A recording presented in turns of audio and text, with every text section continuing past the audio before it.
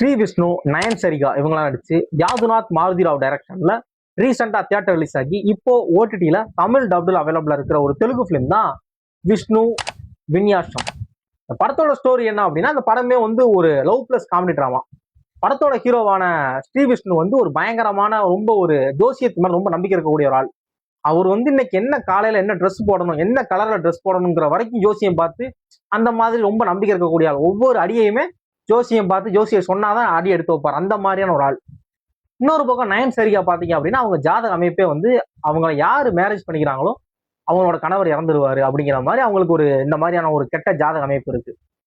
இந்த மாதிரி இருக்கிற இந்த ரெண்டு பேருமே ஒரு கட்டத்துல பேசி பழகி நண்பர்களா ஸ்டார்ட் ஆகி அப்ப ரெண்டு பேருமே லவ் பண்ண ஆரம்பிக்கிறாங்க.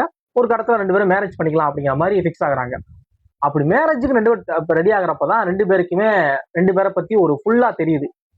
இவருக்கு இந்த மாதிரி ஒரு பிரச்சனை ஜாதக இது இருக்கு. இந்த நயன் சரிகாவுக்கும் இந்த மாதிரி ஜாதக அமைப்பு இருக்கு. அவங்கள யாரு மேரேஜ் பண்ணிக்கிறாங்களோ அவங்க இறந்துருவாங்க, கணவர் இறந்துருவாரு அப்படிங்கிற மாதிரி ஒரு கெட்ட ஜாதக அமைப்பு இருக்கு. எல்லாமே தெரியுது. இதனாலதான் ரெண்டு பேருக்குமே மேரேஜ் ஆகாம ஒரு 30 வயசுக்கு மேலேயும் மேரேஜ் ஆகாம தள்ளி போய்கிட்டே இருக்கு அப்படிங்கிறது தெரிய வருது. இந்த ரெண்டு பேரும் அவங்களோட லவ் வந்து கண்டினியூ பண்ணாங்களா பண்ணலையா, ரெண்டு பேரும் மேரேஜ் ஆச்சா ஆகலையா, மேரேஜ் ஆச்சு அப்படின்னா அவரு ஸ்ரீ விஷ்ணுவுக்கு மேரேஜ் ஆனதுக்கு அப்புறம் எது உயிருக்கு ஆபத்து ஆச்சா, இதுல இருந்து எப்படி அவங்க தப்பிச்சாங்களா தப்பிக்கலையா அப்படிங்கிற ஒரு படம் தான் இந்த விஷ்ணு வின்யாசம்.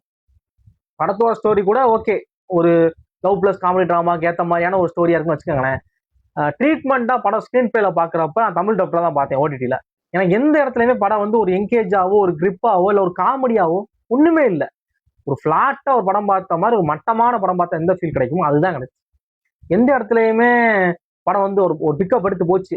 ஒரு 1 ஹவருக்கு அப்புறம் படம் பிக்கப் எடுத்து சூப்பரா இருந்துச்சு, இல்ல இன்டர்வலுக்கு அப்புறம் படம் சூப்பரா இருக்கும் நீங்க பாருங்க அப்படிங்கிற மாதிரி என்ன சொல்லனே தெரியல. ஒண்ணுமே இல்லை படத்துல. எனக்கு தெரிஞ்சு படத்துல நிறைய காமெடியெல்லாம் இருக்கு. எந்த காமெடியுமே பெருசா ஒரு சிரிப்பு வர மாதிரியோ பெருசா என்ஜாய் பண்ண மாதிரியோ இல்லை.